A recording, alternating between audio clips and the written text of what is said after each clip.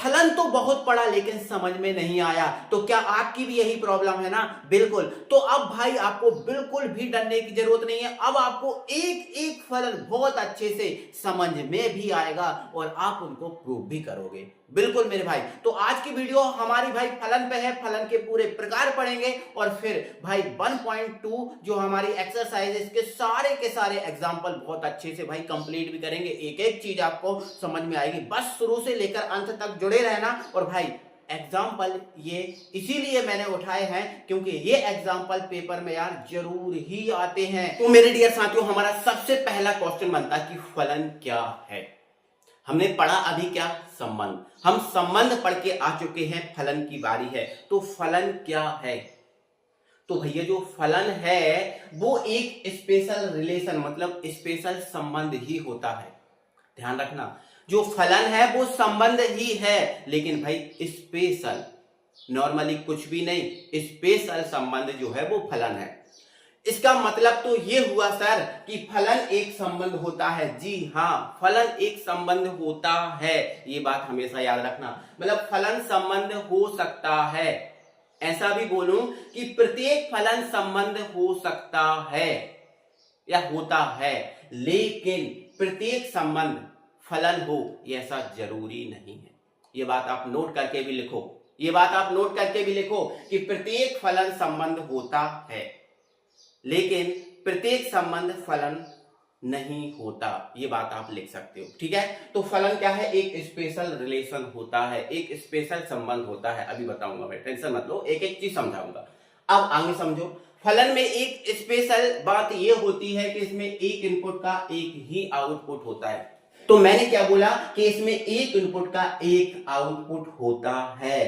तो sir input output पढ़ा रहा हूं, क्या आप कंप्यूटर पढ़ा है? नहीं, कंप्यूटर नहीं, मैं मैथ ही पढ़ा रहा हूं, लेकिन मैं इनपुट आउटपुट किसके लिए यूज कर रहा हूं अभी आपको पूरा क्लियर कर दे रहा हूं। देखो भाई, मान लेते हैं हमारे पास दो सेट हैं, हमारे पास दो सेट हैं। यहां पर ये सेट मान लेते हैं ए है और दूसरा सेट है हमारे पास ये है ना, और इसको मान लेते हैं हम बी।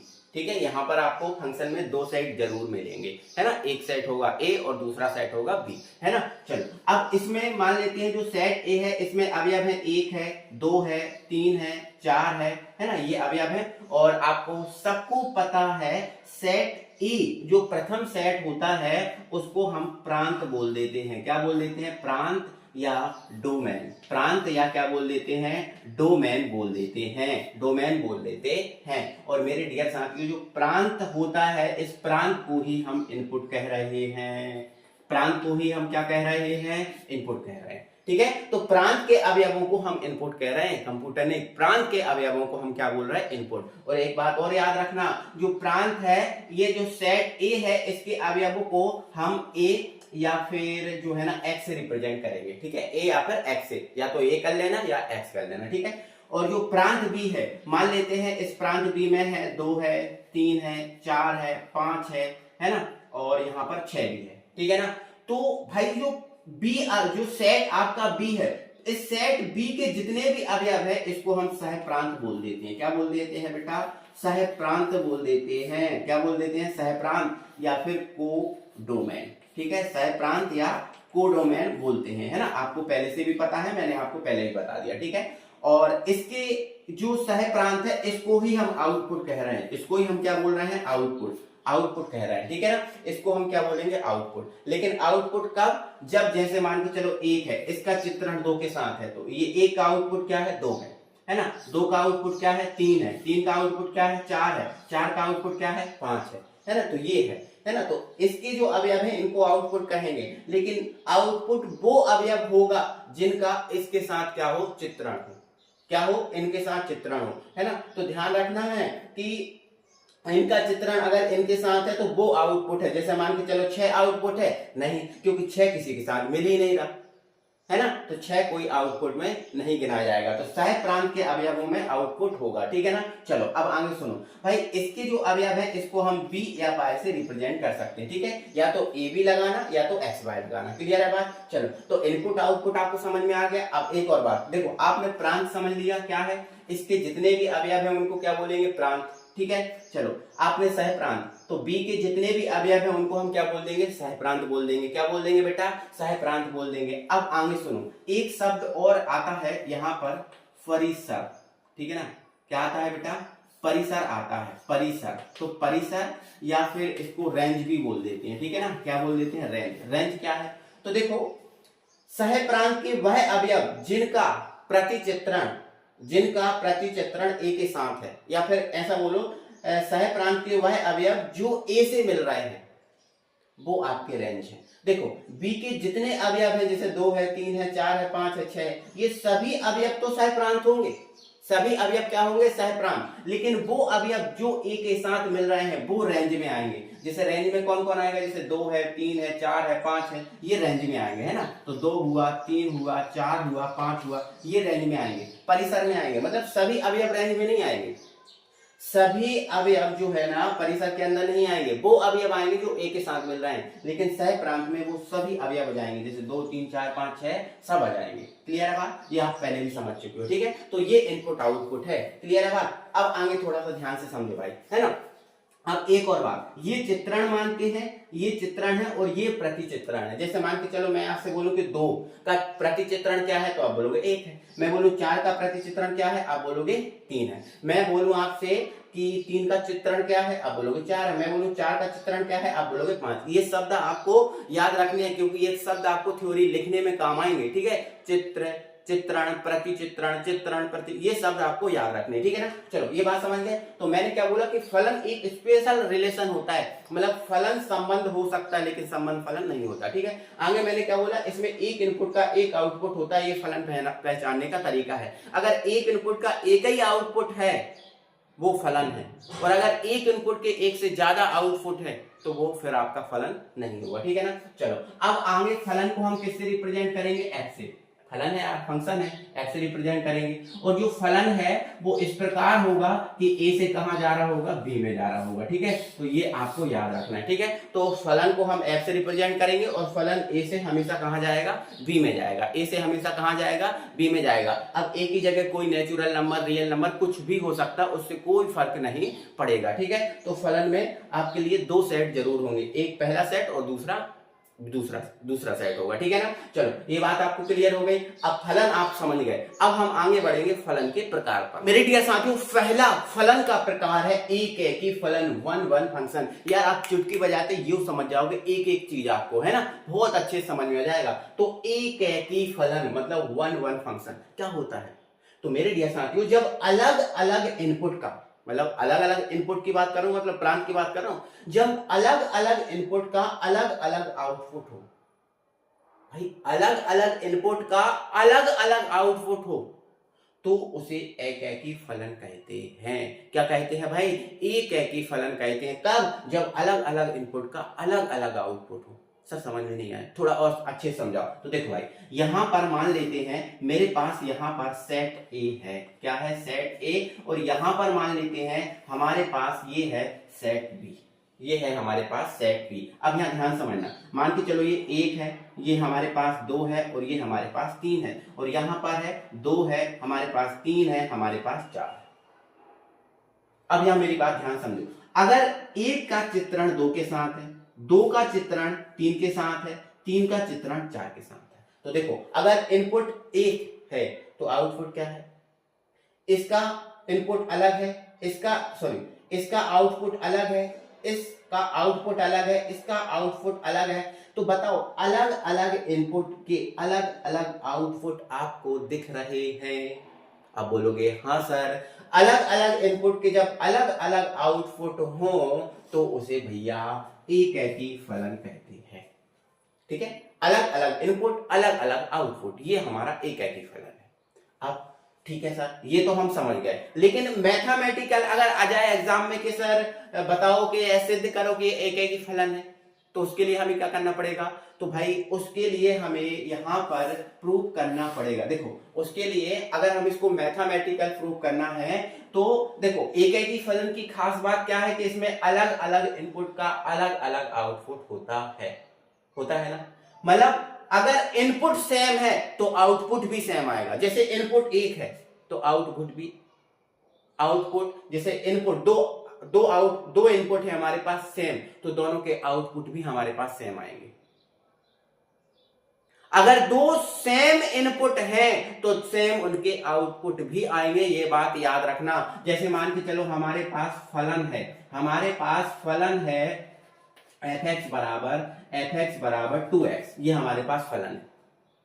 तो अगर हम इसमें सेम इनपुट रख रहे तो आउटपुट सेम आना चाहिए। जैसे मान के चलो हमने यहां पर 1 रखा, हमने कितना रखा, 1 रखा, तो यहां पर क्या आ जाएगा, 2 आ जाएगा। और फिर से हमने 1 रखा, तो भी आपका 2 ही आना चाहिए, क्योंकि हम सेम इनपुट रख रहे हैं तो सेम ही आउटपुट हमें प्राप्त होना चाहिए, है ना। तो इसको अगर मैथमेटिकली प्रूव करना है तो ये बात आपको याद रखना है कि भाई अगर आउटपुट आपका सेम है, मतलब fx1 अगर fx2 के बराबर है, मतलब अगर आउटपुट आपका सेम है तो इसकी शर्त है कि इसके जो इनपुट हैं मतलब x1 बराबर x2 ये होना जरूरी है। अगर ये नहीं है मतलब वो एक ही फलन नहीं है। क्लियर है। अगर आउटपुट सेम है तो उनके इनपुट सेम होना जरूरी है। अगर आउटपुट सेम नहीं है तो इनपुट सेम नहीं होंगे, ये बात आपको हमेशा याद रखना है, क्योंकि इसमें अलग अलग इनपुट का अलग अलग आउटपुट होता है। तो अभी देखो, अगर ये चीज ज्यादा समझ में ना आई हो तो टेंशन मत लो, अभी तो सिर्फ इतना समझ जाओ कि इसमें अलग अलग इनपुट का अलग अलग आउटपुट होता है, और अगर ऐसा है तो वो एक ही फलन होगा। चलो आगे बढ़ते हैं, अगले फलन पे बात करेंगे। दूसरा है हमारा भाई बहुएकैकी, मतलब मैनी वन फंक्शन। बहुएकैकी मतलब मैनी वन फंक्शन। देखो बहु का मतलब मैनी और एकैकी मतलब वन, तो बहुएकैकी मतलब मैनी वन फंक्शन। ये क्या होता है? मतलब ये क्या होता है, जब अलग अलग इनपुट का आउटपुट सेम आ जाए। मैंने क्या बोला था, अभी हमने क्या पढ़ा था, अलग अलग इनपुट का आउटपुट अलग अलग है तो वो एक ही है, लेकिन जब अलग अलग इनपुट का आउटपुट सेम आ जाए, जैसे देखो, जैसे मान के चलो मेरे पास ये सेट है और मेरे पास एक सेट ये है, ये मान लेते हैं A है और ये मान लेते हैं B है। इसमें अवयव है 1 है, 2 है, 3 है, ठीक है। यहां पर 2 है, 3 है, 4 है। अब यहां देखो, अगर 1 का आउटपुट 2 है और 2 का आउटपुट भी 2 है तो ये तो सेम हो गया भाई, ये तो भाई सेम हो गया। और अगर ये चीज सेम हो गई है मतलब ये क्या है, अलग अलग इनपुट के सेम आउटपुट है, अलग अलग इनपुट आउटपुट सेम, मतलब ये क्या है, बहुएकैकी फलन है। बहुएकैकी फलन है, ये बात को आपको अच्छे से ध्यान रखना है, इस बात को आपको अच्छे से ध्यान रखना है कि जब अलग अलग इनपुट के आउटपुट सेम मिल जाए। जैसे मान के चलो आपने f1 रखा, क्या रखा f1, और आपको क्या मिल गया 2,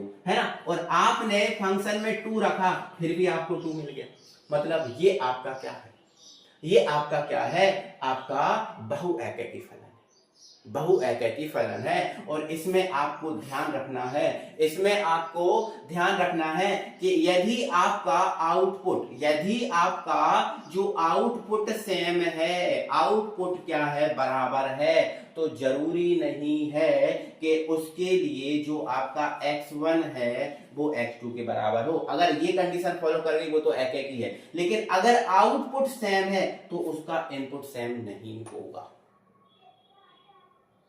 अगर ये दोनों सेम है तो वो तो एक ही में चला जाएगा, लेकिन ये इक्वल है, ये इक्वल नहीं है, आउटपुट सेम है, इनपुट सेम नहीं है, तो वो किस में चला जाएगा भाई, बहुएकैकी में चला जाएगा। मुझे उम्मीद है आप थोड़ा सा धैर्य बना के अच्छे से जुड़ो रहो, आप एक एक चीज समझते रहो, आपको एक एक चीज समझ में आ जाएगी भाई, एक एक चीज, बस लॉजिकल चीजें हैं, बस आपको इनको समझना ही है, और जैसे ही समझ लिया तो आपका खत्म काम भाई, आप पूरा सब सीख जाओगे, है ना। हमारा दूसरा फलन होता है कंप्लीट। आगे समझो भाई, अगला हमारा है आच्छादक फलन, मतलब मोस्ट इंपॉर्टेंट है यार, एकैकी और आच्छादक तो भाई मोस्ट इंपॉर्टेंट है, पेपर में बार बार पूछा जाता है ना, कौन सा एकैकी है, कौन सा आच्छादक है। भाई आच्छादक मतलब ऑन टू फंक्शन, क्या बोला, ऑन टू फंक्शन क्या होता है, जब सहप्रांत मतलब कोडोमेन का प्रत्येक अवयव परिसर में आ जाए। मतलब क्या सर, मतलब क्या है, मतलब भैया सहप्रांत और परिसर इक्वल हो जाएं, सहप्रांत और परिसर बराबर जब हो जाते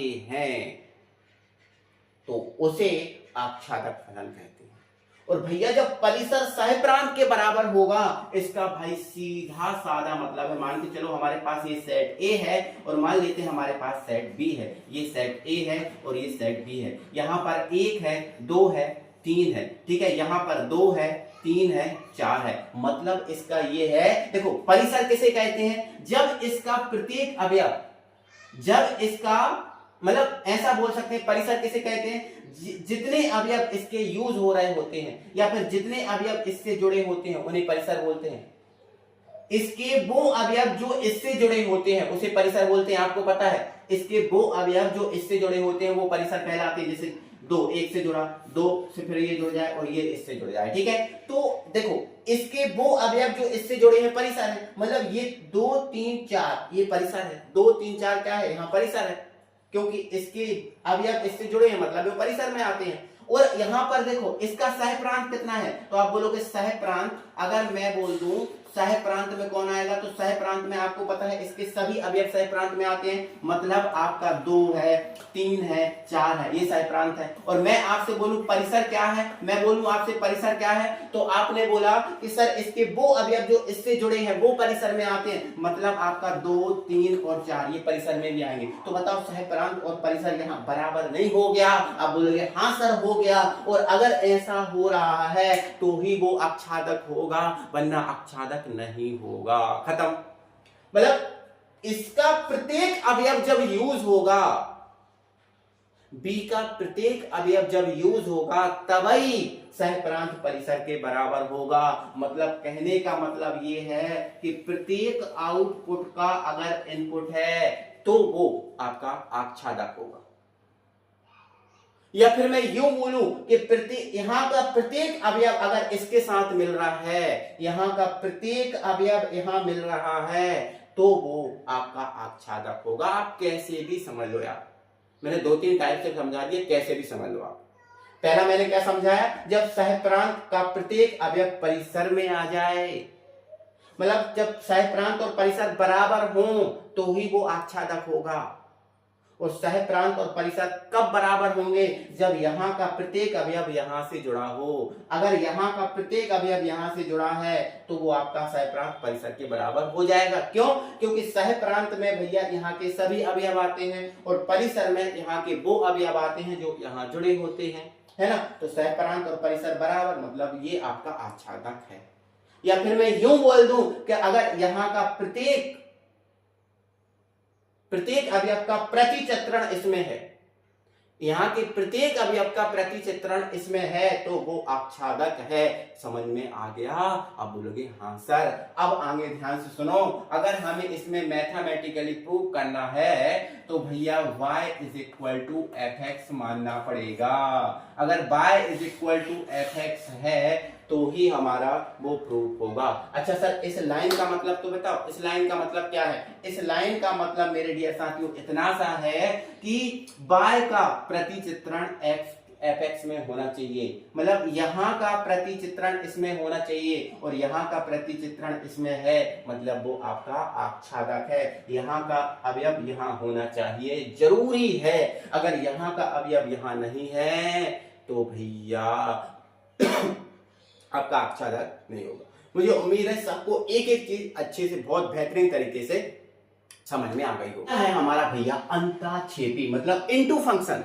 अभी ऑन टू पढ़ा था, अब इनटू पढ़ लो, कोई दिक्कत है क्या? नहीं। देखो मैंने क्या लिखा, जब सहप्रांत मतलब कोडोमेन के कोई एक अवयव का प्रतिचित्रण ना हो, कोई भी एक का अगर हमें प्रतिचित्रण नहीं मिल रहा है तो वो आपका अंताक्षेपी में चला जाएगा।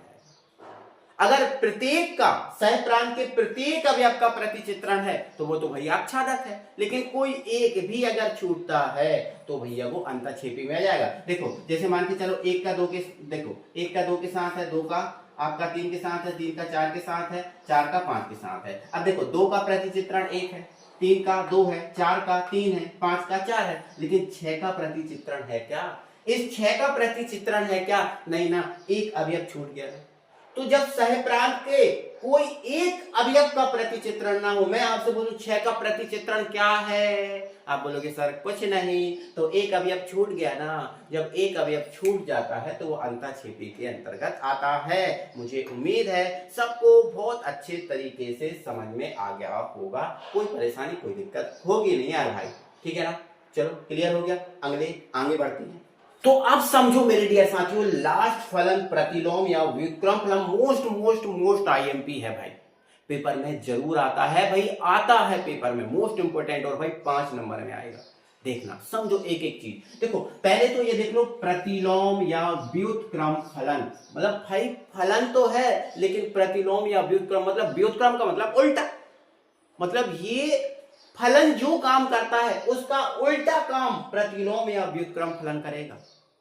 मतलब क्या है, मतलब क्या है, मतलब इसका ये है कि देखो हमने देखा है कि भैया सामान्यतः और भी फलन है, वो क्या करते हैं, इनपुट को आउटपुट में बदलते हैं, इनपुट को आउटपुट में बदलते हैं। हमने देखा है अभी तक जितने भी हमने फलन पढ़े, वो फलन का काम क्या था, इनपुट को आउटपुट में बदलना। लेकिन भैया ये जो प्रतिलोम फलन है, इसका काम है आउटपुट को इनपुट में बदलना, इनपुट में बदलना।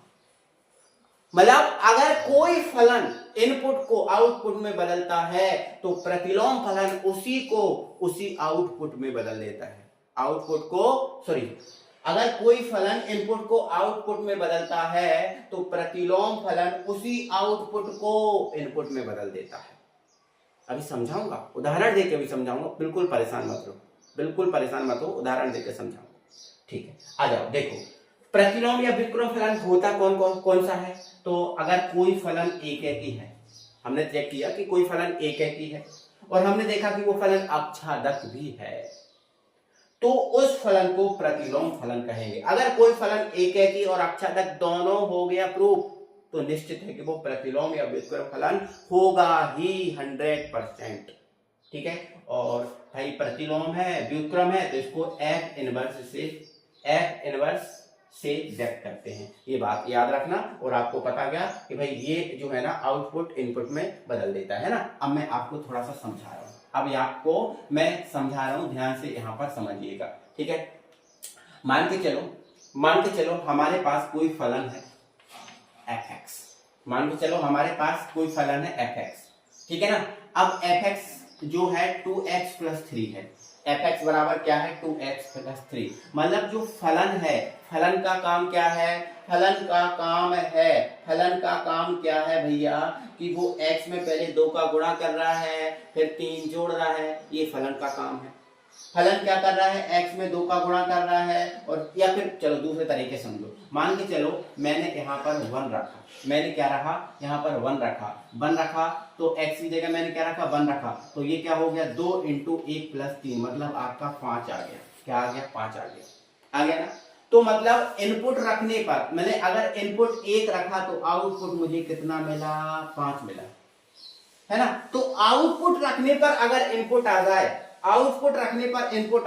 तो वो आपका इनवर्स है, तो वो आपका क्या है, इनवर्स है। मतलब आपका अगर हम देखो f इनवर्स अगर निकालना है तो f इनवर्स क्या करेगा, 5 को किस में बदल देगा, 1 में बदल देगा, है ना। फंक्शन क्या करता है, इनपुट को आपने आउटपुट में बदला, और इनवर्स फंक्शन क्या करेगा, आउटपुट को पुनः इनपुट में बदलेगा। बट कैसे बदलेगा, क्या प्रोसीजर है इसका, देखो मैं आपको समझाता हूँ, ठीक है। आपको समझाता हूँ एक एक चीज। अभी आपने थोड़ा इतना समझा है ना कि भाई इनपुट आउटपुट क्या होता है ना, कौन किसको बदलता है, ये चीज समझ ले। अब यहाँ ध्यान समझो, अगर हमें इनवर्स फलन प्रूव करना है तो हमें क्या करना पड़ता है बेटा, हमें क्या करना पड़ता है, y बराबर fx मानना पड़ता है, ठीक है ना। चलो तो y क्या होगा कि जो सह प्रांत है उसका अवयव होगा, मतलब सह प्रांत का अवयव होगा, ठीक है। तो y बराबर fx, तो y बराबर क्या आ गया भैया, 2x + 3, y बराबर क्या आ गया, 2x + 3। तो अगर मैं यहाँ से x की वैल्यू निकालूं तो 3 इधर जाएगा,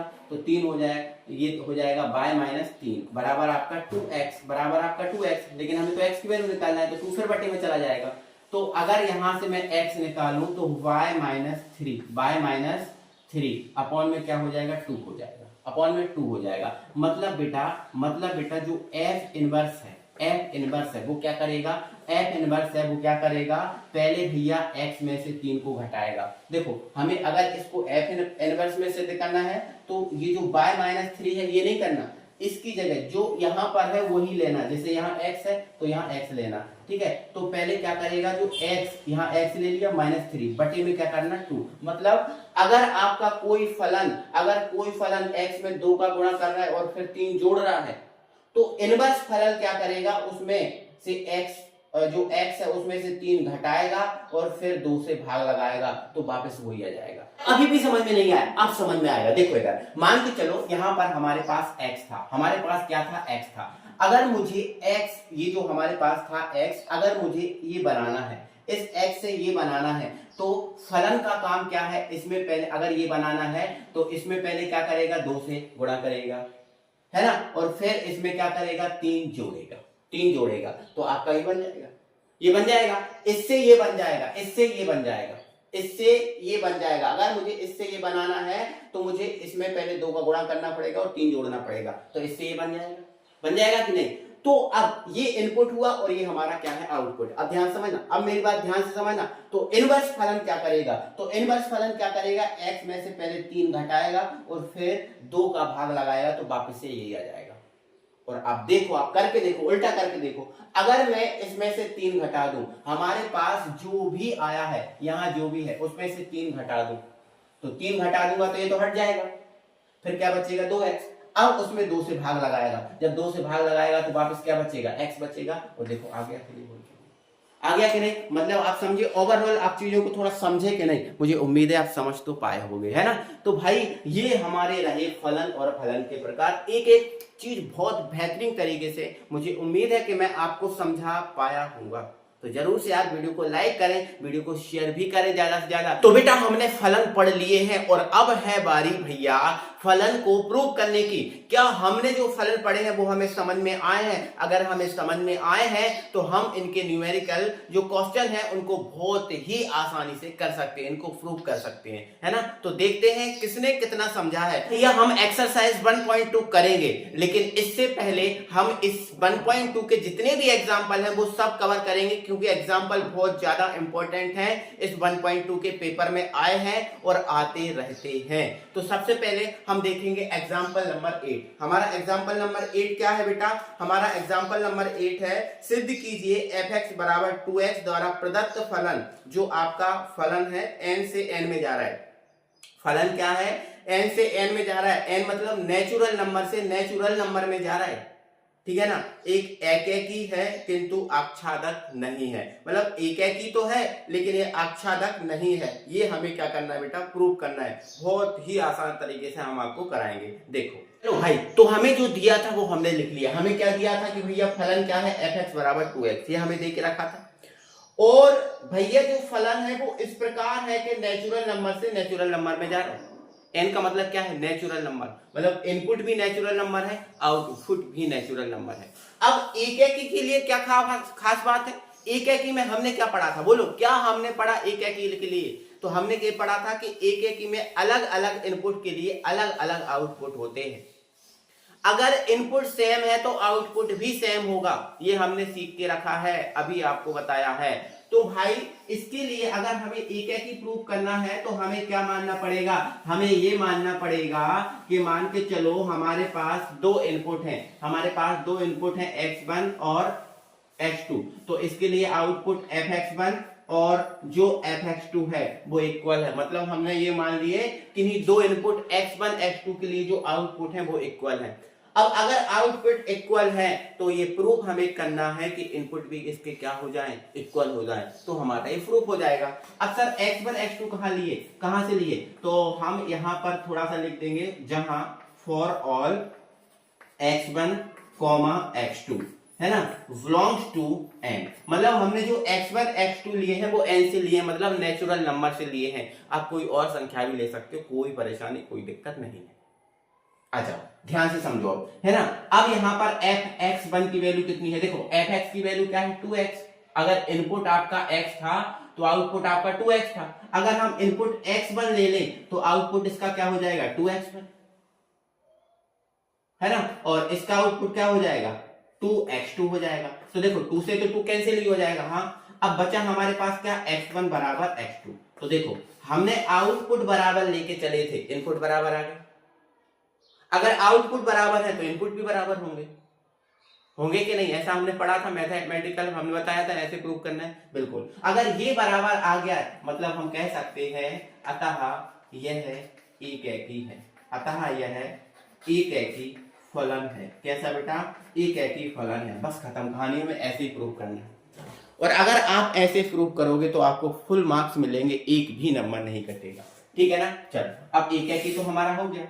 अब हमारा दूसरा क्या है? ये हमारा पहला था एक एकी के लिए, ठीक है। चलो, अब हमारा दूसरा है आच्छादक के लिए। तो आच्छादक, ठीक है, तो आच्छादक के लिए, आच्छादक के लिए। अब यहाँ ध्यान समझना, हमारा फलन नेचुरल नंबर से नेचुरल नंबर में जा रहा है, ये बात आपको ध्यान रखना है, ठीक है ना। आच्छादक के लिए देख लो आगे। देखो आच्छादक के लिए क्या होता है, आच्छादक की क्या शर्त होती है? अगर आपका सह प्रांत परिसर के बराबर हो रहा है तो वो आच्छादक होता है। मतलब ऐसा भी बोलूं कि अगर सह प्रांत का प्रत्येक अवयव प्रांत में आ रहा है, प्रांत में मिल रहा है, तो वो आपका आच्छादक होगा, वरना नहीं होगा, है ना। मैंने क्या बोला था, एक बार फिर से एक थोड़ा सा एग्जांपल समझा रहा हूं। देखो जैसे मान के चलो ये हमारे पास सेट ए है और ये हमारे पास सेट बी है, ठीक है ना। ये हमारे पास सेट ए है और ये हमारे पास सेट बी है। मैंने क्या बोला था, यहाँ के जितने भी अवयव हैं अगर वो इसमें आके मिल रहे हैं तो वो आपका आच्छादक होगा। अगर यहाँ का एक भी अवयव छूट रहा है तो फिर वो आच्छादक नहीं होगा, मैंने ये बोला था। अब यह ध्यान रखना, फलन हमारा नेचुरल नंबर से नेचुरल नंबर में जा रहा है, ठीक है ना।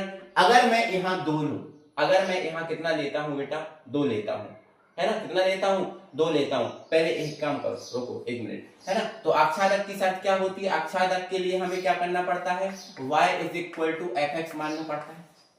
y = क्या मानना पड़ता है? fx मानना पड़ता है, बिल्कुल, है ना। तो मैंने अब x y क्या है, तो यहां पर आप लिख देना जहां y बिलोंग्स टू n, जहां जो y है बिलोंग्स टू n, मतलब आउटपुट से बिलोंग कर रहा है ये y, मतलब आउटपुट से बिलोंग कर रहा है, ये मैंने बता दिया, ठीक है। जहां y बिलोंग्स टू n। अब यहां ध्यान रखना, y fx कितना है? आप बोलोगे सर 2x है। यहां से x की वैल्यू निकालो, x की वैल्यू निकालेंगे 2 में जाएगा, तो x बराबर कितना आ जाएगा? y/2, है ना। अब यहां y कोई ऐसी वैल्यू लो कि जो x में हो, लेकिन हमें यहां ध्यान रखना आच्छादक प्रूफ नहीं करना। देखो होने के लिए तो बहुत से बैठे, समझ रहे हो आप, हमें ना प्रूफ करना है, आच्छादक प्रूफ नहीं करना है, ठीक है ना। तो अब यहां ध्यान सुनो, अगर मैं यहां पर, अब मेरी बात सुनना ध्यान से, अगर मैं यहां पर y = 3 ले लूं, y = क्या ले लूं? 3 ले लूं, है ना। तो यहां पर x कितना आ जाएगा? देखो यहां 3 रखूंगा तो 3/2 आएगा।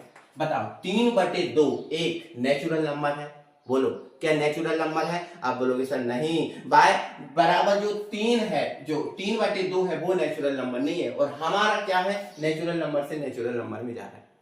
तो मतलब यहां जो रखा है वो यहां संबंध उसका होना चाहिए, वहां जो यहां है उसका संबंध यहां होना चाहिए। तो ऐसा है क्या? नहीं है। देखो यहां अगर 3 है तो यहां 3/2 होना चाहिए, और 3/2 भैया नेचुरल नंबर में आता ही नहीं है, आता ही नहीं है। अगर मैं यहाँ 4 रखूंगा तो यहाँ 4/2 मतलब 2 आ जाएगा, और 2 नेचुरल नंबर में होता है। तो हमें ऐसी संख्या लेना है कि हमें जो आच्छादक प्रूफ ना हो, क्योंकि हमें यहाँ पर आच्छादक प्रूफ नहीं करना है ना। तो ऐसा आप ले सकते हो, कोई दिक्कत नहीं। जैसे 1 ले सकते हो, 1/2 आ जाएगा, है ना, और 1/2 भी नेचुरल नंबर में नहीं होता, ठीक है। तो समझ में आपको आया कि नहीं आया? बिल्कुल, मुझे उम्मीद है आपको समझ में आया होगा। तो x बराबर कितना आ गया? y/2। आपने यहाँ पर जो आच्छादक प्रूफ नहीं हो रहा तो इसको उदाहरण देके आपको समझाना है, कैसे? देखो जरा, है ना। तो यहाँ पर लिख लेना, यदि y = 3 जो बिलोंग कर रहा है किससे? n से। y = 3 जो बिलोंग कर रहा है n से, है ना। अब बिलोंग कर गया n से, है ना। तब x बराबर कितना आया भैया? 3/2 आया, 3/2 आया। क्या ये जो 3/2 है इससे में बिलोंग कर रहा है क्या?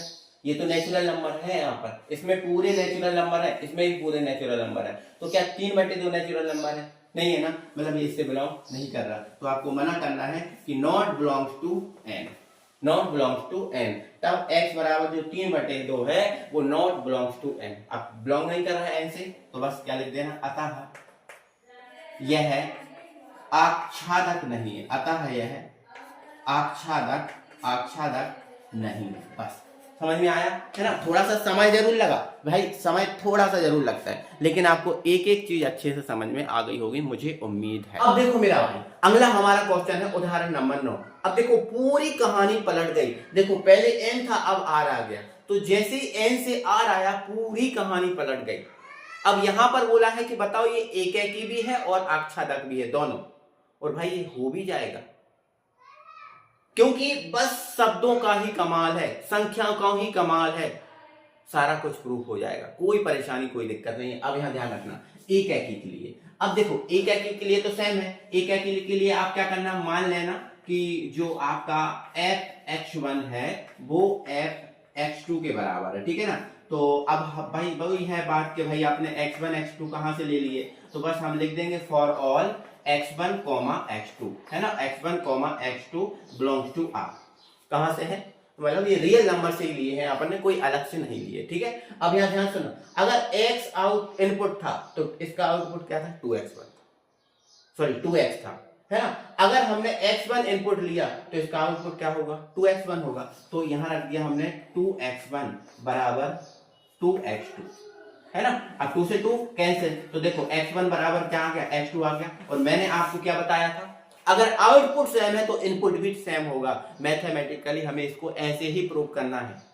बोलो सही है बात, आप बोलोगे सर एक बात, एक नंबर बात सही, ठीक है। तो ये कहानी प्रूफ हो गई। अगर ये प्रूफ हो गया तो बस क्या लिख दोगे, अतः यह एकाकी है, अतः यह एकाकी है, बस एकाकी प्रूफ हो गया, हो गया। चलो अब आच्छादक के लिए, तो आच्छादक में हमारी क्या खास बात है, तो आच्छादक में हमें क्या करना पड़ता है भैया, माना y बराबर क्या मानना पड़ता है, fx मानना पड़ता है। बिल्कुल, y किससे बिलोंग कर रहा है, रियल नंबर से बिलोंग कर रहा है। y किससे बिलोंग कर रहा है, मान लो रियल नंबर से बिलोंग कर रहा है। अब यहाँ देखो y बराबर क्या होता है, क्या है, fx है, और fx बराबर क्या है, 2x है, तो ये 2x है।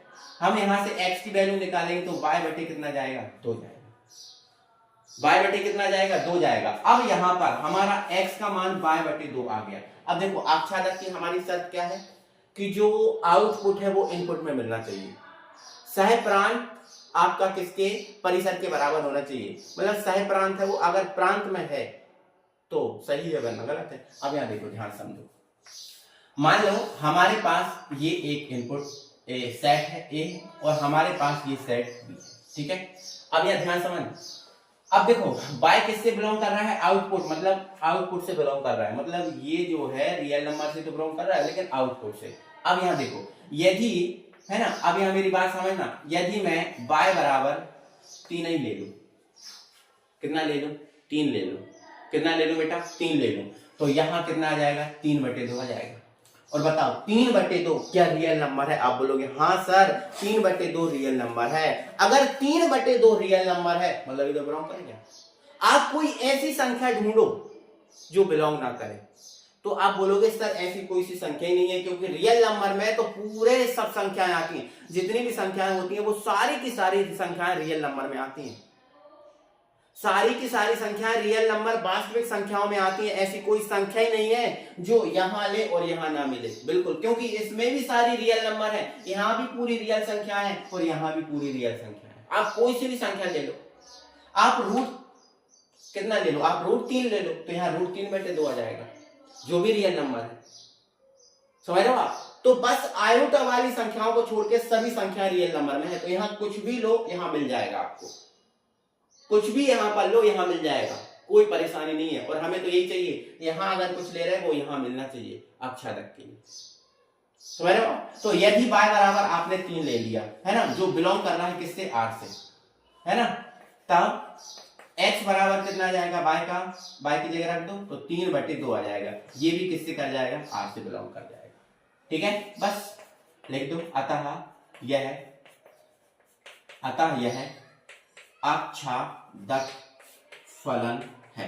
अच्छा एक और बात, आच्छादक फलन है। अच्छा एक और बताओ, देखो हमने यहाँ पर इसको क्या प्रूव किया है, हमने यहाँ पर इसको एकेकी और आच्छादक दोनों प्रूव किया है बेटा। हमने इसको एकेकी भी प्रूव किया है और हमने इसको आच्छादक भी प्रूव किया है, दोनों प्रूव किया है। तो बताओ ये फलन और कौन सा फलन होगा? तो आप बोलोगे सर प्रतिलोम फलन होगा। आप बोलोगे सर प्रतिलोम फलन होगा, मैं बोलूंगा क्यों होगा?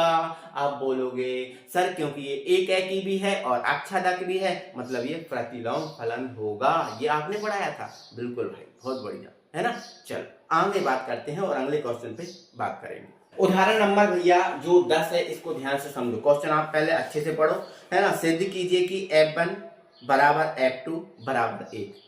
मतलब हमारे लिए भाई दो फलनों के आउटपुट सेम है भाई। देख लो आप, F1 का भी आउटपुट 1 है और F2 का भी आउटपुट 1 है। अब दो आउटपुट सेम है तो बताओ ये एकेकी होगा? नहीं। हमने ये पढ़ा है कि अगर आउटपुट सेम है तो इनपुट भी सेम हो। अगर इनके इनपुट सेम होते तो ये सत्य हो जाता। अब आउटपुट सेम है लेकिन इनपुट सेम नहीं है। आउटपुट एक ही है लेकिन इनपुट अलग अलग है, तो ये एकेकी तो नहीं होगा। तो चलो देखते हैं, है ना। और इन्होंने बोला है कि जो x है वो 2 से बड़ा है ना। 2 नहीं है, ना तो 2 है ना 2 से कम है, 2 से बड़ा है, ठीक है ना। तो के लिए जो आपका x 2 से बड़ा है, इसके लिए fx बराबर क्या है? x माइनस 1 है ना, ठीक है। इसके लिए जो x है वो 2 से बड़ा है भैया। इसके लिए ध्यान रखना, इसके लिए जो x है वो 2 से बड़ा है, ठीक है ना। प्रदत्त फलन जो है वो ऐसा है कि नेचुरल नंबर से नेचुरल नंबर में जा रहा है। जो फलन है वो नेचुरल नंबर से नेचुरल नंबर में जा रहा है, ठीक है ना। अब इसमें बताना है कि आच्छादक तो है किंतु एकेकी नहीं। हमें ये प्रूव करना है आच्छादक तो है लेकिन एकेकी नहीं, मतलब हमें एकेकी के लिए मना करना है, ये है बात। तो भाई मना तो वैसे भी हो रहा है, मना तो भैया वैसे भी हो रहा है, कोई परेशानी नहीं है। अब यहाँ देखो, ध्यान से सुनना। देखो मैं अब जो दिया है उसके बारे में बात करें। दिया है क्या? दिया आपको ये है कि F1 बराबर F2 बराबर 1। अब यह देखो, दो आउटपुट सेम आ रहे हैं, दो आउटपुट सेम आ रहा है। अगर आउटपुट सेम आ रहा है तो इनपुट भी सेम होने चाहिए। ये हमारी शर्त होती है एक। अगर आउटपुट सेम आ रहा है तो इनपुट भी सेम होने चाहिए, ये हमारी शर्त होती है। तो देखो F1 बराबर F2 बराबर 1 आ गया। परंतु आप हमें बताओ कि जो 1 है इसका इनपुट क्या है? 1 है और इसका इनपुट क्या है? 2 है। तो क्या 1 2 के बराबर है? आप बोलोगे सर नहीं। अरे यार जब आउटपुट सेम आ रहा है तो इनपुट भी तो सेम आने चाहिए। अब आउटपुट सेम है और इनपुट सेम नहीं है, 1 2 के बराबर नहीं होता। बस नहीं है तो बस लिख देना, अतः यह एकेकी नहीं है, एकेकी नहीं है। खत्म भाई, खन्नास। मुझे उम्मीद है सबको समझ में आ गया, वो दिक्कत तो नहीं होगी, ठीक है ना। चलो अब दूसरा अब कौन सा भैया? आच्छादक, ठीक है ना। तो देखो ध्यान से, आच्छादक के लिए, अब देखो आच्छादक के लिए हमें क्या करना पड़ता है? देखो इससे तो हमने भाई एकेकी प्रूव कर दिया, इससे हम आच्छादक प्रूव करेंगे, ठीक है ना। चलो आच्छादक के लिए हम क्या करते हैं भैया? y बराबर आप fx मानते हो, बिल्कुल मानते, कोई दिक्कत नहीं। y बराबर क्या मानते हैं? fx मानते हैं। अब देखो y fx कितना है? तो fx क्या है भैया? x minus 1। अगर मैं x की वैल्यू निकालूं तो 1 इधर जाएगा, तो x बराबर क्या हो जाएगा भाई? जब इधर जाएगा तो y प्लस 1 हो जाएगा, y प्लस 1 हो जाएगा। अब यहाँ ध्यान समझना मेरी बात, ध्यान समझना। अब हमें आच्छादक प्रूव करना है। अब यहाँ पर एक बात ध्यान देने वाली ये भी है कि हमें x जो है 2 से बड़ा चाहिए, मतलब हमें y यहाँ पर एक ऐसी संख्या लेनी पड़ेगी जो जिससे x आपका 2 से बड़ा हो जाए, है ना। तो अगर हम सोचें कि y बराबर 1 ले लें तो नहीं लेना, क्योंकि हमारे पास कंडीशन है तो इसको फॉलो भी करना है हमें, ठीक है ना। तो अगर हमने y बराबर 2 ले लिया, है ना, तो x कितना आ जाएगा? 3 आ जाएगा। और 3 नेचुरल नंबर में होता है। अगर हमने यहाँ 3 ले लिया तो 4 आ जाएगा, वो भी नेचुरल नंबर में होता है।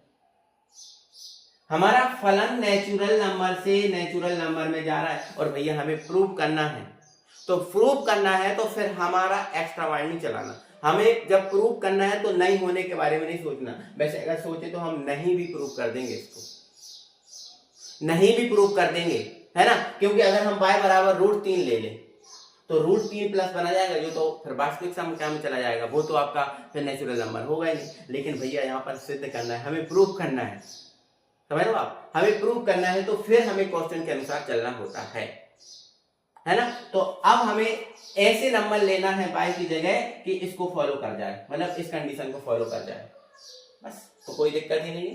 तो बस ऐसा हमें नंबर लेंगे और बस इसको प्रूफ कर देंगे, तो फिर आप कोई से भी ऐसा नंबर लो जो यहाँ आ जाए, तो वो आपका बिलोंग ही कर जाएगा, है ना। 2 लोगे 3 आ जाएगा, जो बिलोंग कर जाएगा। आप 3 लोगे, x का मान 4, यहाँ अगर y का मान 3 ले रहे तो x कितना आ जाएगा, 4 आ जाएगा, जो यहाँ बिलोंग कर रहा है। 5 लोगे, x का मान 6 आ जाएगा, जो भी बिलोंग कर रहा है। सारी वैल्यू आप बिलोंग करने वाली वैल्यू, ठीक है। तो बस अंत में आप क्या लिखोगे, तो थ्योरेटिकल लिख देना थोड़ा सा, अगर आप उदाहरण देके नहीं समझा रहे हो, है ना, तो आप क्या कर सकते हो, डायरेक्ट आप थ्योरी भी लिख सकते हो, ठीक है। तो अतः सह प्रांत के प्रत्येक अवयव का प्रतिचित्रण प्रांत में उपस्थित है, बस ऐसा मान ले सकते हैं ना। हमें यहाँ पर ऐसा ही नंबर लेना है जो यहाँ मिल जाए, तभी ये प्रूफ होगा, है ना। मना नहीं करना है हमें हाँ करना है जबरदस्ती, क्योंकि उसने बोला सिद्ध करो, है ना। तो बस यहाँ सह प्रांत के प्रत्येक अवयव का प्रतिचित्रण प्रांत में उपस्थित है, इसलिए आच्छादक है, और ये हमारी शर्त भी होती है ना। और अगर आपको ऐसे नहीं करना तो चाहो तो आप उदाहरण देके भी कर सकते थे, जैसे अभी हमने उदाहरण देके किए थे, ठीक है। तो अगर आपको जैसे ये नहीं करना, ये चीज नहीं करना, तो आप उदाहरण देके करो, है ना। तो आप क्या लिख सकते हो, यदि y बराबर हमने मान लिया, कितना मान लिया भाई, y बराबर हमने चलो 2 मान लिया, जो बिलोंग कर रहा है किससे, n से, जो बिलोंग कर रहा है किससे, n से, है ना। जो बिलोंग किससे कर रहा है बेटा, n से बिलोंग कर रहा है। तो थोड़ा सा हम एडजस्ट करेंगे कैमरा को, ठीक है, हाँ ठीक है, चलो बिलोंग किससे कर रहे हैं, n से, है ना। तब जो x है, x क्या आएगा, तो भैया जो x है इसमें वैल्यू पुट करोगे, तो 2 पुट किया तो ये कितना आ गया, 3 आ गया। x बराबर कितना आ गया, 3 आ गया। जो भी बिलोंग किससे कर रहा है, बिलोंग कर रहा है n से, जो भी बिलोंग किससे कर रहा है, n से, है ना। ऐसा उदाहरण देके भी लिख सकते हो, और लिख सकते हो अब जब ये बिलोंग कर ही गया, इसमें बिलोंग कर ही गया, तो बस ये आच्छादक होगा, है ना। तो अतः यह आच्छादक होगा। तो अगर ये चीज ना लिखो तो उदाहरण देके भी आप समझा सकते हैं इसको, कोई परेशानी कोई दिक्कत नहीं है। मैंने दोनों तरीके से आपको समझा दिया, मुझे उम्मीद है सबको बहुत अच्छे समझ में आ भी गया होगा। मेरी बात ध्यान से समझो बेटा, है ना। हमारा पास क्वेश्चन नंबर 11 है, और इसने बोला है सिद्ध कीजिए कि f(x) बराबर x², एक जो फलन है द्वारा परिभाषित फलन r से r में जा रहा है, ना तो ये एकैकी हो ना आच्छादक, मतलब हमें एकैकी भी नहीं करना प्रूफ और आच्छादक भी नहीं करना प्रूफ, हमें दोनों के लिए मना करना है, दोनों के लिए, ठीक है। अब हमें सिद्ध करना है तो हमारी मजबूरी है कि भाई मना करें हम, वरना हम हाँ भी बोल सकते, उदाहरण देके हम इसको हाँ भी प्रूव करा सकते हैं, लेकिन भाई हमें तो मना करना है, ठीक है। तो हमें ऐसा कोई नंबर लेना चाहिए जिसमें मना हो जाए। अब यहाँ ध्यान सुनो, ये तो आपको दिया था, ये आपको फलन r से r में जा रहा है, रियल नंबर से रियल नंबर, वास्तविक संख्याएं सभी संख्याएं होती है, ठीक है ना। अब हमें एक के लिए, अब देखो हमने यदि x बराबर -1 लिया, अब ध्यान समझना थोड़ा सा, हमने x बराबर -1 लिया और जो आपका बिलोंग कर रहा है r से, ये मान लिया, ठीक है। तब जो फलन है अब देखो x की वैल्यू हमने कितनी ली, -1 ली, है ना। तो अब एक सेकेंड, है ना, जब x की वैल्यू हमने क्या ली, -1 ली, तो यहाँ क्या दे रहा है ये x², थोड़ा सा 1 मिनट रुको, है ना, ठीक है, यहाँ पर 1 मिनट रुको। अब यहाँ लिख देना, अब f(x) बराबर क्या है हमारा फलन, x² है, क्या है, x² है। अब x की जगह -1 रखो, तो अगर हम x की जगह -1 रखेंगे और x की जगह यहाँ -1, तो -1 का स्क्वायर क्या आ जाएगा, 1 आ जाएगा। तो f - 1 इज इक्वल टू कितना आ गया, 1 आ गया, ठीक है। अब तथा, अब यहाँ देखो तथा x बराबर हम क्या कर रहे हैं भैया, 1 ले रहे हैं, जो भी किससे बिलोंग कर रहा है, r से बिलोंग कर रहा है। अब हमने देखो x बराबर पहले -1 लिया, जब x बराबर -1 ली, जब हमने इनपुट आपका -1 लिया तो आउटपुट आपको क्या मिला, 1 मिला, है ना। अब हम यहाँ पर इनपुट 1 ले रहे हैं, जो भी बिलोंग किससे कर रहा है, r से। तब f(x) बराबर क्या है हमारा, x² है, तो यहाँ पर x की जगह आपको 1 रखना है, ये रख लिया, तो x² आया। अब x² आया मतलब 1 रखेंगे, ये x², यहाँ 1 रखेंगे तो ये 1 ही आएगा ना, है ना, आएगा कि नहीं आएगा। देखो जब हमने -1 रखा तो भी आपका 1 आ गया इसमें, है ना, और जब हमने +1 रखा तो भी आपका 1 आ गया, आया कि नहीं आया, आप बोलोगे हाँ सर आ गया। अब मुझे ये बताओ, दो अलग अलग इनपुट हैं, आपने एक -1 रखा और एक आपने +1 रखा, दोनों अलग अलग इनपुट के आउटपुट सेम आ गए। अब जब अलग अलग इनपुट हैं तो अलग अलग आउटपुट आने चाहिए ना। सेम कैसे आ गए? आउटपुट सेम आ गए, इनपुट सेम नहीं। ठीक है, तो यहां पर आप इसको क्या लिख दोगे? यहां पर आप लिख दोगे, यहां लिख दो, हाँ यहां लिख देता हूं, ठीक है, यहां लिख देता हूं, ठीक है ना भाई। चलो, तो ये यहां से यहां गया, अब यहां लिखो, ठीक है। अब f-1 बराबर f1 बराबर 1 बराबर कितना आया? 1 आया। मतलब यहां आउटपुट क्या आ गया? सेम। आउटपुट क्या आ गए? सेम। परंतु -1 नॉट इक्वल +1। मतलब इसके जो इनपुट है -1, इसका इनपुट है +1, क्या ये बराबर है? आप बोलोगे सर नहीं है। अब भाई आउटपुट बराबर आ गए, बट ये कंडीशन फॉलो नहीं हो रही। आउटपुट बराबर आ गए तो इनपुट भी बराबर आना चाहिए, बट इनपुट तो बराबर नहीं है। बस तो क्या लिख देना? अतः यह एकैकी नहीं है। एकैकी नहीं। अब देखो, एकैकी तो हमने मना कर दिया, तो भाई एकैकी नहीं है। अब हमें अक्षादक के लिए भी मना करना है, तो अब अक्षादक के लिए भी मना करो। कैसे? देखो, तो आप क्या डाल दोगे भाई? दूसरी हेडिंग डाल दोगे आप। ये पहली थी ना, ये दूसरी हो गई आच्छादक के लिए। अब यहां पर ध्यान से अच्छे से समझते जाओ, एक एक चीज समझ में आ जाएगी। आच्छादक, देखो भाई, ये चीजें हैं मात्र समझने की, और समझने मात्र से ही आपका बनेगा। आप सोचो कि रटो तो भूल जाओगे, नहीं, समझना है। आपको उदाहरण देके समझाना, और जरूरी नहीं मैंने ये उदाहरण लिया, आप कोई और उदाहरण भी ले सकते हो। क्या फर्क पड़ता है? कोई फर्क नहीं पड़ता। ठीक है, चलो अब देखो, हमें क्या करना पड़ता है? y बराबर fx मानना पड़ता है। तो देखो, y fx की वैल्यू कितनी है? अब बोलोगे सर fx है x²। ठीक है, तो यहाँ पर भैया, अब यहाँ देखो, ध्यान सुनो, अगर यहाँ पर मुझे x निकालना है, तो ये x जब हटेगा तो इस पे रूट आ जाएगा, तो ये आपका आ जाएगा √y। क्या जाएगा? रूट। मतलब x बराबर √y आ गया। x बराबर कितना आ गया? √y आ गया। अब हमें ध्यान रखना, अब यहाँ देखो, ध्यान समझो, मैंने यहाँ पर दो सेट मान लिए, ये आपका A है और ये वाला सेट आपके पास B है। ठीक है ना, ये वाला हमने दो सेट मान लिए, एक A और एक B। देखो, ये इनपुट है और ये आउटपुट है। अब यहाँ भी पूरे रियल नंबर है और यहाँ भी पूरे रियल नंबर है, क्योंकि हमारा जो फलन है रियल नंबर से रियल नंबर में जा रहा है। मैं उदाहरण समझा, यहाँ भी सभी रियल नंबर है और यहाँ भी सभी रियल नंबर है। अब हमें मना करना है। क्या करना है? मना। अब देखो ध्यान से, अगर मैं यहां एक ले लूं, अगर मैं यहां पर एक ले लूं, ध्यान से ना, एक ले लूं, तो यहां अगर मैं एक रखूंगा तो x बराबर कितना आ जाएगा? 1 आ जाएगा, जो यहां बिलोंग कर जाएगा। तो अगर मैं यहां एक लूंगा तो ये तो अक्षादक हो जाएगा।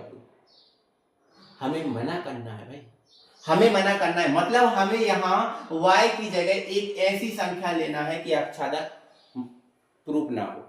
ठीक है, चलो अब यहाँ देखो, अगर मैं यहाँ दो लूं तो ये √2 आ जाएगा, और √2 यहाँ मिल जाएगा, क्योंकि √2 तो आपका रियल नंबर होता है। √2 तो रियल नंबर होता है, हो जाएगा। अब लेकिन बेटा, अगर मैं यहाँ -2 ले लूं, कितना ले लूं? -2 ले लूं। अगर यहां मैंने -2 ले लिया, तो यहां अगर मैं -2 रखूंगा, इसमें अगर -2 रखूंगा, फिर y की जगह क्या रख दिया? -√2। अब यहां मेरी बात ध्यान से समझना। देखो, मैंने क्या लिख दिया भैया? देखो, इसको क्या मैं इसको ऐसा भी लिख सकता हूं? देखो, 2 लिख दिया। क्या लिख दिया? 2 लिख दिया, और √-1 ऐसा भी तो लिख सकता हूं भाई, इसको ऐसा भी तो इसको लिख सकता हूं। आप बोलोगे हाँ सर, मैंने आपने क्या लिख दिया? 2 अलग कर दिया, और जो माइनस का √1 था वो अलग कर दिया, कोई दिक्कत नहीं है। अब मेरे भाई यहाँ ध्यान सुनो कि जो आपका -√1 होता है, -√1 होता है, इसकी वैल्यू होती है भैया i²। इसकी वैल्यू क्या होती है? i²। मतलब यहाँ पर √2i² हो जाएगा, √2i² हो जाएगा, और जब मैं इसको हटाऊंगा तो √2i हो जाएगा। और भैया ये i मतलब आयोटा, i मतलब क्या हो गया? आयोटा। और भैया जितने भी जो i वाले नंबर होते हैं वो तो भैया कॉम्प्लेक्स नंबर होते हैं, संयुग्मी संख्याएं होती हैं, संयुक्त संख्याएं होती हैं। भैया i वाले नंबर वास्तविक संख्याएं नहीं होते, i वाले नंबर वास्तविक संख्याएं नहीं होते। बोलो, होते हैं क्या? आप बोलोगे सर नहीं होते, है ना, नहीं होते। तो देखो, हमने यहाँ पर क्या लिया था? हमने यहाँ पर एक सेकेंड, ठीक है, एक सेकंड, अब मैं देखो मैंने समझा दिया, अब मैं थोड़ा सा अच्छे से प्रूव करा दे रहा हूँ, है ना, इसको देखो अच्छे से प्रूव करा दे रहा हूँ, मैंने यहाँ पर समझाने के लिए चीजें नहीं थी, है ना। अब यहाँ देखो ध्यान से, ठीक है, यहाँ देखो, है ना। तो मैंने क्या लिया, यदि y बराबर -2 जो बिलोंग कर रहा है r से, क्योंकि -2 तो बिलोंग कर जाएगा r से, ठीक है ना। तब x बराबर आपका कितना आया, -2 आया, है ना। और जब -2 को हम यहां से इसमें से बाहर निकालेंगे तो ये हो जाएगा भैया 2, और है ना, इनटू ये आपका -1, ठीक है। और भैया ये जो 2 हो गया, और ये -1 की वैल्यू कितनी होती है, तो रूट जो -1 है इसकी वैल्यू होती है i², ये आपने 11th में पढ़ा भी होगा, ठीक है ना। तो ये हो जाएगा आपका रूट में i², है ना। और i² को हटाएंगे तो x बराबर कितना आ जाएगा, √2, और ये आपका i, है ना, या क्या आएगा, i। अच्छा बताओ, ये जो √2 i है वो बिलोंग कर रहा है r से, आप बोलोगे सर नहीं कर रहा, सर नहीं कर रहा, अब नहीं कर रहा, बस नहीं कर रहा तो बस लिख दो, अतः यह आच्छादक नहीं है, अतः यह आच्छादक नहीं है, आच्छादक नहीं है, खत्म कहानी। मुझे उम्मीद है सबको समझ में आया होगा, और उदाहरण सहित एक एक चीज समझ में आई होगी। देखो भाई, उदाहरण नंबर जो 12 है, सिद्ध कीजिए कि नीचे जो परिभाषित फलन जो है नेचुरल नंबर से नेचुरल नंबर में जा रहा है, ये एकैकी है तथा अक्षादक दोनों है, दोनों को प्रूव करना है। देखो अब f जो x, देखो दो फलन है आपको, fx बराबर x+1, और x+1 कब है, यदि x क्या है, विषम है ना। और x-1 कब है, जब x क्या है, सम है। तो ये आपको खुद का माइंड लगाना है और इसको सॉल्व करना है। मुझे उम्मीद है सॉल्व आप करोगे, और ना बने तो भाई बता भी देना कि सर हमसे नहीं बना, आप खुद कराओ, मैं खुद कराऊंगा भाई, ठीक है, टेंशन मत लो, बाकी आपका बन जाएगा। दोनों अलग अलग हैं, आप थोड़ा सा दिमाग लगाओ और इसको करो, ठीक है। चलो उदाहरण नंबर जो 13 है और जो 14 है, इसको हम साथ साथ देखेंगे। अब यहाँ पर देखो क्या बोल रहा है, उदाहरण नंबर 13 में सिद्ध कीजिए कि आच्छादक फलन सदैव एक एकैकी फलन होता है। ये बात हमेशा आप अपनी कॉपी में नोट करो, और ये ऑब्जेक्ट में आता है, ये ऑब्जेक्ट में भी आ जाएगा भाई, है ना, कि आच्छादक, अगर कोई आच्छादक फलन है तो वो एकैकी होगा, ये जरूर है। आच्छादक फलन हमेशा एकैकी होगा, ये बात हमेशा याद रखना, ये बात आपको हमेशा याद रखना। क्योंकि कोई अगर फलन आच्छादक है, इसका मतलब है कि प्रत्येक आउटपुट इनपुट से मिल रहा है, प्रत्येक आउटपुट इनपुट से मिल रहा है। आच्छादक के साथ यही होती है। तो मतलब सह प्रांत अगर प्रांत में मिल रहा है तो वो आपका क्या होगा, आच्छादक होगा। तो ध्यान रखना ये बात, प्रत्येक आच्छादक फलन एकैकी होता है, प्रत्येक आच्छादक एकैकी होता ही है, ये आपको 100% लिख लेना। तो इसका आंसर बस एक लाइन में लिख देना, ठीक है। क्या लिख देना, दिए गए आच्छादक फलन में प्रत्येक अवयव का प्रतिचित्रण अद्वितीय है। और आप देख भी लो, आप यहां देख भी लो, क्या देख लो भाई, ये देख लो, आप देखो f जो है इसमें क्या है, अगर 1 2 3 अगर रखते हैं, है ना, तो इसका जो आउटपुट है वो 1 2 3 मिलता है भाई। देखो आउटपुट इनपुट, एक के लिए एक है, दो के लिए दो है, तीन के लिए तीन है, प्रत्येक अलग अलग आउटपुट के लिए सब अलग अलग इनपुट हैं। आप बोलोगे हाँ सर हैं। तो दिए गए आच्छादक फलन में प्रत्येक अवयव, दिए गए आच्छादक फलन में प्रत्येक अवयव का जो प्रत्येक अवयव का जो प्रतिचित्रण है, मतलब इनका जो प्रतिचित्रण है वो अद्वितीय है, अलग अलग है, एक का अलग है, दो का अलग है, तीन का अलग है, अद्वितीय। इसीलिए ये क्या है, इसीलिए क्या है भाई, इसीलिए यह एकैकी है, बस खत्म, ठीक है। इसीलिए क्या है, एकैकी है। अच्छा क्वेश्चन नंबर 14 है, इसका क्या है, तो इसमें देखो उल्टा दिया है, एकैकी फलन अनिवार्य रूप से आच्छादक भी है।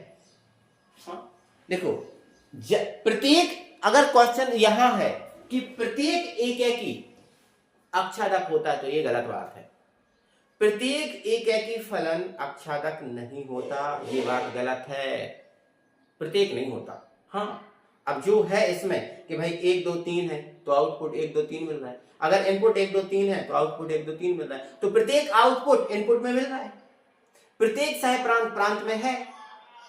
तो ये तो आच्छादक होगा, लेकिन अगर बोले कि प्रत्येक है तो प्रत्येक के लिए बात गलत है। तो इसमें भी क्या लिखते हैं ना, दिए गए एक एक की फलन में सह प्रांत के प्रत्येक अवयव का प्रतिचित्रण प्रांत में उपस्थित है, अतः यह अच्छा आच्छादक है। बस इतना लिख देना है ना। तो ये 13-14 उदाहरण हो गए और 12 आप कर लेना, ठीक है।